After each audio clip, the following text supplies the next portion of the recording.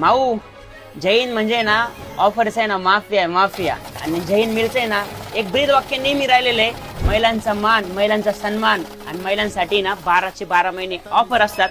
पण ह्या वेळेचं नियोजन लय मोठं आहे, जे आपल्या महाराष्ट्रामध्ये असं नियोजन नसेल, जे भारतामध्ये असं नियोजन ऐकलं नसेल, अशी आपली जैन मिलची ऑफर येणार आहे.